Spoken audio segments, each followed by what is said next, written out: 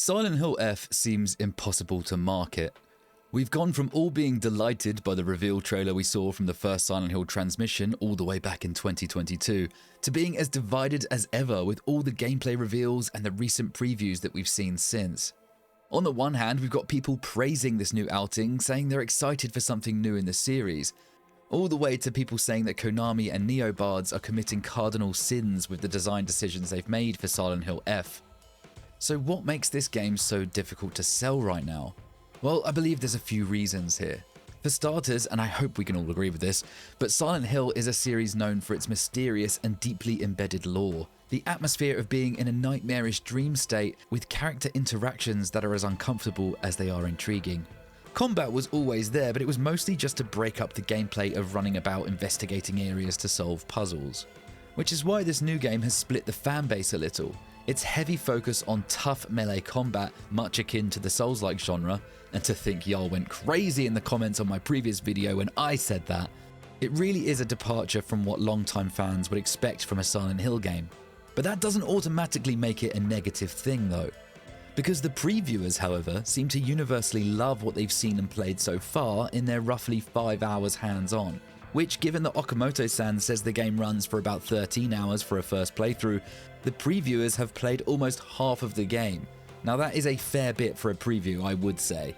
So Konami are clearly very proud of what they have, so proud that they're charging 70 bloody quid for the base game and 80 for the deluxe edition, which is absolutely mental. But let's break down what this combat model of Silent Hill F could bring us, pros and cons. I'd say some of the pros would be that difficult enemy encounters would, much like the Souls-like genre does, have you on the edge of your seat, learning enemy attack strings, finding openings where you can deal damage, and then get good with defensive maneuvers such as perfectly timed dodges, parries, and counterattacks. Now this could add to the stress levels of the atmosphere quite well. Imagine already being immersed in full paranoia and anxiety from the setting, the soundscape and the story implications, to then having to duel enemies that will rip you to shreds if you're not completely locked the fuck in. Now that is an interesting recipe, I think. There is also kind of a sanity meter as well as the more common health and stamina meter to manage too. Now this could either be really nerve-wracking or really bloody annoying. The previewers didn't really go too much into that, but apparently you can use a new currency of faith to repair sanity or trade in at shrines for permanent buffs to Hinako. We haven't seen what kind of buffs these are. I'd imagine there's something like weapons don't break so easily, because yes, weapons have durability in this game, more stamina and health, that kind of thing. You can also convert healing items or weapon repair kits into faith at these shrines too. So there will be some interesting decision making there, which I think is very deliberate. Because Okamoto-san said before that this game is about Hinako's relationships with her friends, family, and society as a whole in that time period, and how she needs to make some, quote, tough decisions, unquote. But now some of the cons. So, what we've seen in all of the footage so far of the gameplay, including the recent previews, there's a few things that just make the combat look kind of dull. At least from the outside looking in. For starters, enemies don't seem to have very good, or any at all, impact animations when being struck with any of the melee weapons we've seen so far. Whether it's a steel pipe or a double-handed glaive, there's just like no feedback when doing damage to a monster. It's as if they traded making impact animations for VFX like sound waves or hit stop to artificially convey the weight of the attacks. Now this is kind of sad to me, because when you're desperately bashing a monster's head in with a pipe, you want to actually see the impact of the brutality to get the satisfaction of you fighting off your fears. The enemies all seem to just eat all of Hinako's attacks and then throw their own back at her mid-combo. It's like, imagine playing a Souls-like game with a poise system, yeah? But they've overtuned the enemy's poise so that you just can't stagger them no matter how many times you hit them or what you hit them with. Think Bell-Bearing Hunter in Elden Ring Night Rain for a very recent example. God, I hate it when this guy's in the castle basement. But anyway, this could be a case of until you try it for yourself, you just won't know how it feels. But visually, it's just kinda ugly. It's like skating Mongo, just looks weird. And while we're talking about the monsters, I really don't like how there seems to be a cutscene zoom in when they introduce them while they shriek and give Hinako a headache. This feels really unnecessary to me. I think having a new enemy just appear in an area without a big introduction has a much more unsettling effect. Think about the first time you saw the twin victim in Silent Hill 4. When you first see it staring at you from the halls in the prison, it's just terrifying. You don't know what this thing can do, and its silence really freaks you out, as if the design itself isn't bloody freaky enough. The sounds the monsters make in Silent Hill F all seem like something we've heard before too. Now, I'm not asking for burping sound effects again by any means, but I'm sure they could have come up with something a little more unsettling than just human-like screaming with a generic monster voice effect on it. The hopscotch hopping doll creature looks a little bit silly too, like it's almost kind of cute in a weird way. But again, maybe in the atmosphere of the moment, thinking about how little health items I have and how much damage I could take from it, I might feel differently. Basically, to summarize the combat from what I can see, is I think if they can add enemy impact animations, the rest of it will kind of fall into place and be fine. I've made peace with the fact that this is going to be a kind of Souls-like combat system, and as long as it feels good to play, I'm going to enjoy it. Now for me, the thing I'm mostly looking forward to is the story and the exploration.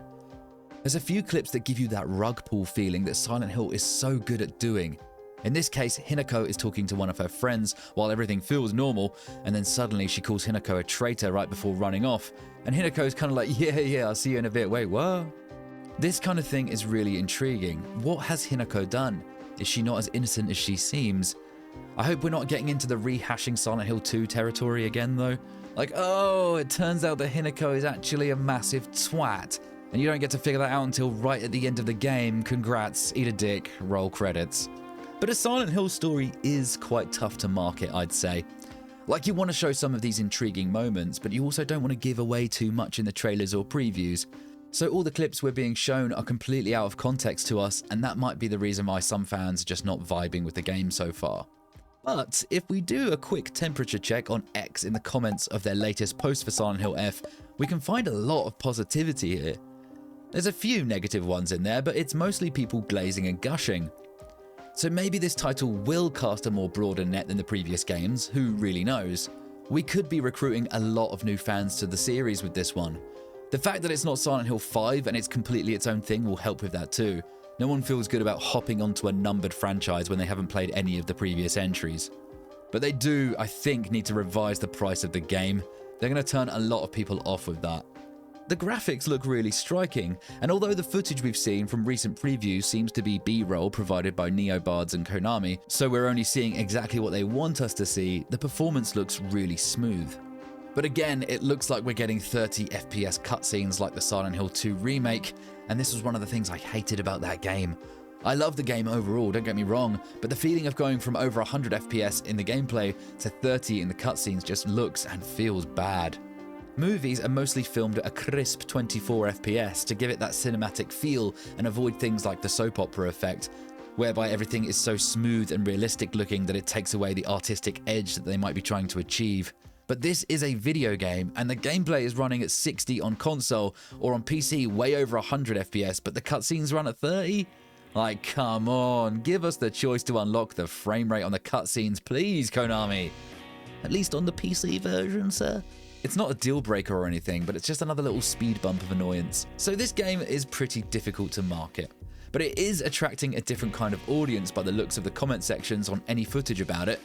Ultimately, it will live or die by how fun the combat is, because if the game is focused a whole lot around the combat, but the combat is a slog to play, then people won't want to push through and complete its 5 endings. But it sounds like it was built for replayability though. The first playthrough is apparently the same for everyone, but the cool thing is, on a New Game Plus, there are different cutscenes, new areas and bosses to find. It's pretty cool. And it also has a UFO ending, which was confirmed by Okamoto-san too. So we've seen what the devs have said, and we've seen what the commenters are thinking about this game, and I just want to throw my 5 cents in. Look, I got a lot of flack in the comment section of my previous video about this, and I feel like I'm kind of vindicated by the new footage that's come out, and I'm not mad at anybody, but I'm very on the fence about the combat. I love the Souls-like genre, and although this looks more like a Souls-lite, I'm not convinced from the footage we've seen that they've particularly nailed it. Oscar Taylor Kent from Games Radar even called the combat over-engineered, which isn't really a good sign. But saying that, none of the previewers said the combat sucked either. So I'm pretty eager to play it for myself. I've tried to stay away from diving too much into what the story is because I kind of just want to see it for myself, and I don't want to spoil any of the twists and things like that. I want some of those genuine jaw-drop moments, you know? So with everything combined, I'm nervously excited for this new Silent Hill game. But the thought that the Silent Hill 1 remake has already been underway and likely a 2027 release I just hope that Silent Hill Townfall can come out of development hell in a good state next year, but I'll go into that in another video and I'll hope you'll join me for that too. And let's not forget we have the new movie Return to Silent Hill out early next year as well. We have lots of things to feast on when it comes to Silent Hill. And ultimately, as an extremely obsessed fan of this franchise, I'm just happy we're getting new things. But what are you guys feeling about this game since the preview footage released? Were some of you surprised to hear the term Souls-like come up in every single one of them? Are you hyped by the idea of survival horror Souls-like action? Let me know in the comments. And also, I made a community post about it, but I'll say it here as more of you will see it. I'm starting a new Lore Master series on Silent Hill 4 The Room. And if you found my channel from the one I did about Silent Hill 2 Remake, you should be very happy to know that it will be very similar in style to that one. And I'm looking forward to sharing more about that in the very near future. Lots of Silent Hill and horror goodness to come, but that's all from me today. Until next time, I'll see ya when I'm looking at ya.